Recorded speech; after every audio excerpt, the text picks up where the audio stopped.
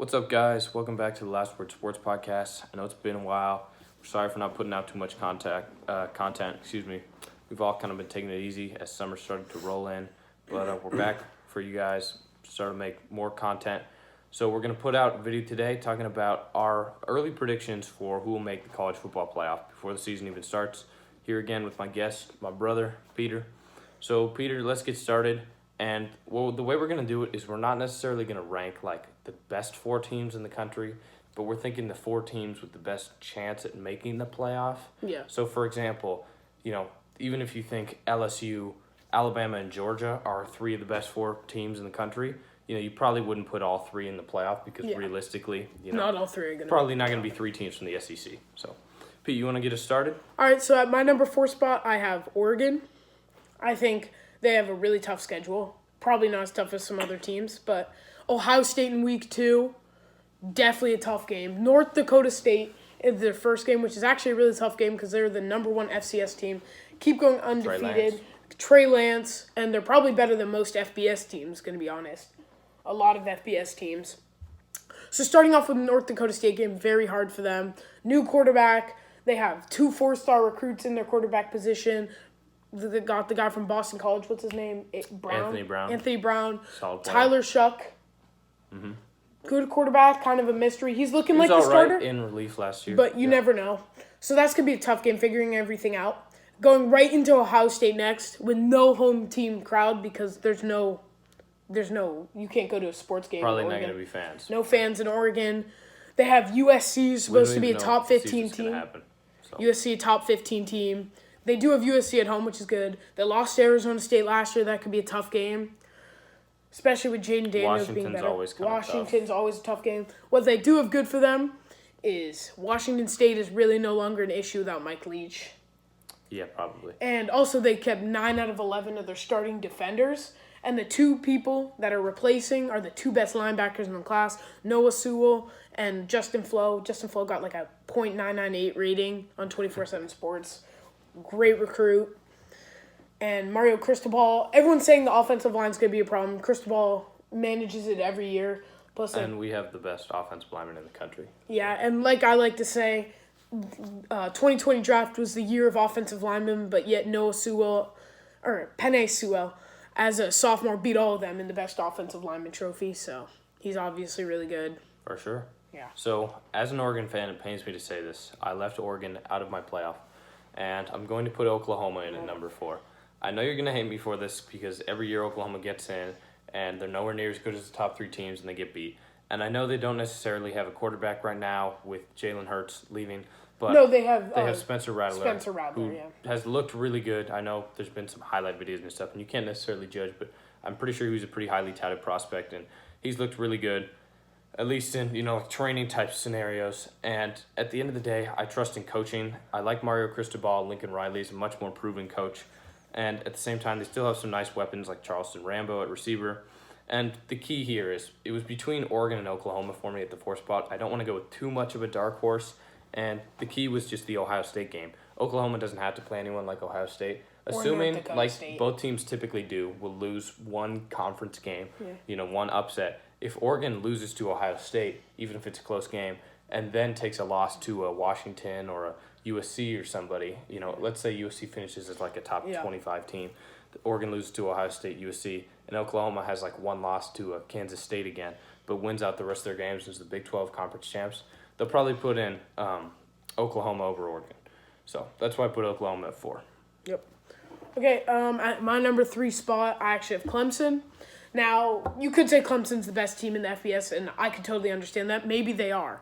However, I don't see you putting them higher than 3 when their schedule is all non-ranked teams in the ACC, and they really have no tough opponents, especially when Ohio State's playing Penn State, Michigan, and Oregon. I just think if Ohio State goes undefeated, there's no way you could put Clemson over Ohio State or a team like that, or an SEC team that goes 11-1 or undefeated, just because of the difficulty of schedule. So that's why I have Clemson at 3, but if you say they have a 1, I totally understand your reasoning. Yeah. So I'm going to put Alabama at 3.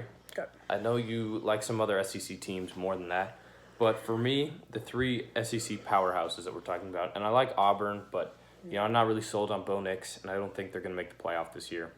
Yeah. The 3 SEC teams for me are LSU, the reigning national champions, Georgia. I don't think LSU's going to be as good anymore. Yeah. They lost a lot of players. For sure. And then we have Georgia and Alabama, obviously. LSU, like you mentioned, not only did they lose the Heisman Trophy winner, who probably had the greatest season we've ever seen for a quarterback, and Joe Burrow, number 1 overall pick in the NFL draft. They lost him. They also lost receiver Justin Jefferson. They retained Jamar Chase, who's phenomenal, and Terrace Marshall, but they lost Thaddeus Moss. They lost their other tight end, like Steven Stillings or something. They lost a bunch of defensive players. They lost Grant Delpit. They lost, what's the corner's name? There was some other DB. I'm really blanking. They lost Patrick Queen. They lost a ton of players all over the field. They had a really complete roster, and now it's drained a bit. I like Coach O, Big Ed Ogeron, Did you even say Clyde Edwards-Helaire? Clyde Edwards-Helaire, too. Yeah, exactly. First-round pick to the Kansas City Chiefs. But the point is, they lost a ton of talent, and Georgia lost senior quarterback Jake Fromm, who I know has been, up and down a little bit, pretty much a glorified game manager. But he's been super consistent, and I know they got Jamie Newman, who... And also, they got JT Daniels from USC. Although, I don't... And also, they got one of the best quarterbacks in the class. That's fair, but he's a true freshman. The truth is, for me, all 3 of these teams, Alabama, LSU, Georgia, are replacing quarterbacks who were NFL draft picks, right? So, which coach do I trust the most moving forward to put together a complete roster and win games with a team that might not have as much talent? And that's just Nick Saban. That's nothing against Kirby Smart, who's a phenomenal coach, and Ed Orgeron, who's a great coach too. But I just think Nick Saban is probably the best college football coach of all time, proven winner. Mac Jones, when he stepped in last year, at least showed some solid promise. Plus, they got a really good quarterback from the class. Yeah, and so I'm rolling with Bama here. They still got Najee Harris, still got Jalen Waddle and Devontae Smith, who are probably both going to be first-round picks. So, yeah. So, at my number 2 spot, I was originally going to put Georgia, but now that I'm really thinking about it, I think I got to go Alabama, just because my problem with Georgia, again, is placing quarterback. However, they do supposedly have the deepest quarterback roster, supposedly. I don't know, man. I trust Nick Saban more, like you said. Alabama just every year seems to be probably the most dominant team, except for last year, but they were dealing with a lot of injuries last year. Mm-hmm. They still have Devontae Smith, don't they, at receiver? Devontae Smith, who's probably going to be a first-round draft pick. They have the best they have the quarterback they got from the class, Bryce Young, I think his name is. I think it's their highest recruit they've ever gotten in their history. So he's something. He's really good. And plus the other thing is this year, Georgia and Alabama finally play in the regular season. I genuinely think Georgia will win that, but I think Alabama will win out, and I just see Alabama beating them in the title game. One is the SEC is going to be a lot more of a wild competition this year, as Georgia doesn't just play Mississippi and Mississippi State. No team could make it from the SEC this year. Yeah, that could happen. Because Georgia could beat Alabama. Alabama could lose to Auburn. Alabama beats Georgia in the title game. It's just LSU's Although I in there. think in SEC championship, even if they have 2 losses, we'll probably make the playoff. Over a 1-loss Oklahoma? Well, if we're assuming that Clemson's in, right, and we're assuming Ohio State's in, and then Oklahoma's in, right? Like, I don't think both Oklahoma and Oregon would make it over a 2-loss SEC champion. Well, if they're both 1-loss, if they both had gone. 1 loss. I think. I mean, it depends on the quality of the wins because it depends. If Oregon beats Ohio State, loses to Ohio State and wins out, and USC pulls a USC and is unranked by the end of the year, and they don't have a single ranked victory, right? But Alabama loses to. Let's say they get upset by actually, Alabama and USC are playing this year, so we got to see how that game goes. Yeah. Anyways. Moving on, who do you have at number 2? Number 2 spot, Alabama. Okay, you already said that. Just trust them. My number 2, I'm going to put Ohio State. I know you're probably going to put them number 1. Like I said, the most important thing on a football team, right, coach and quarterback, especially at the college level. Justin Fields threw, 40 touchdowns to 1 interception last year in the Heisman race. Phenomenal player. He can run a little bit too. Super accurate passer. I know that some people aren't as sold on him translating to the NFL game as they are with Trevor Lawrence or even Trey Lance from North Dakota State. I think he's very good, though, especially at the college level. They lost some weapons, I will admit. They lost J.K. Dobbins. They lost some defenders, too, obviously, like Chase Young and Jeff Okudah, who are both top 3 draft picks. Damon Arnett. Yeah. They lost a lot of pieces, but I still think when you look at the Big Ten, I don't trust Jim Harbaugh in Michigan. I don't quite trust Penn State to, win the big game. No one in the Big Ten is beating win. Ohio State, except for maybe an upset from And I think Iowa too, if Ohio State can beat Oregon out of conference, which would be a huge victory. I think they can sustain a loss in the conference and still make the playoff. That's why I put them at 2. I think just with the amount of tough games on their schedule between Michigan, Penn State, Oregon, I think they might lose one and still make it. They might overcompensate and then maybe think, oh, Purdue's not that good, and then they lost Purdue the year with Dwayne Haskins, but that's why that didn't seem like as much of a dominant team though. That's why I think they're going to be the 2, and Clemson, who I think Clemson's going to be 1, just because, as usual, Clemson has been phenomenal. Dabo Swinney, one of the best coaches in college football, already has 2 national championships under his belt. Why would they put it number 3 this year?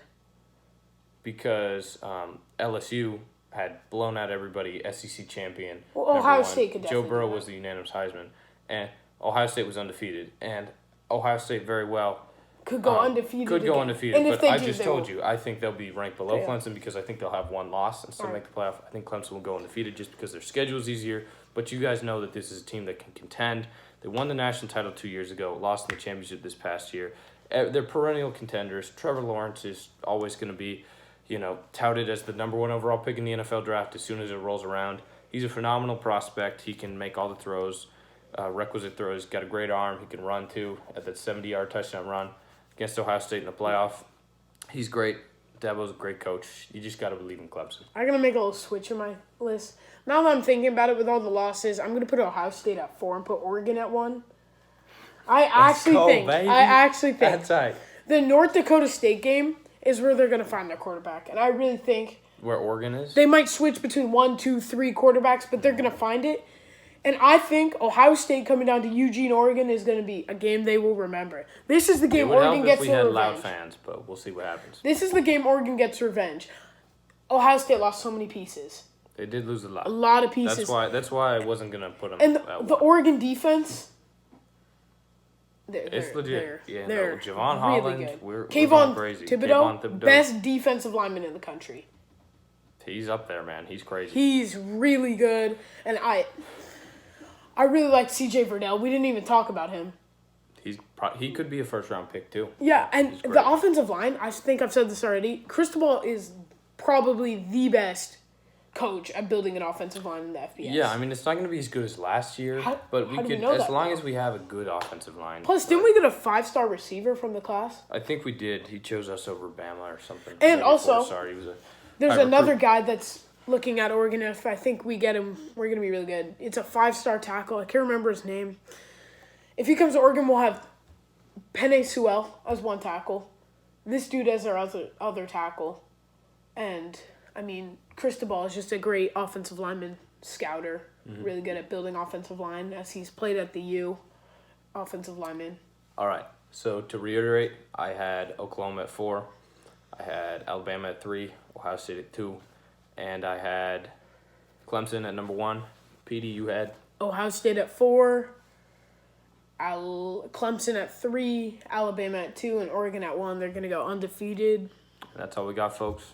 Let us know in the comments what you guys think. Who's going to make the playoffs? Will we have a season? Hopefully we do. Which team is the best team in all of college football? Do you guys think LSU has a chance to repeat? Do you think Alabama's going to be better? Clemson, Ohio State, there's all these teams, all these different things. Do you think a dark horse, maybe UNC, USC, one of those teams could make it? Texas A&M. Yeah, Texas A&M. Just give us your thoughts in the comments below. Give us any suggestions for videos. As always, thanks for watching. I'm your host, Scott Kavertz, here with guest, my brother, Peter. And this has been The Last Word.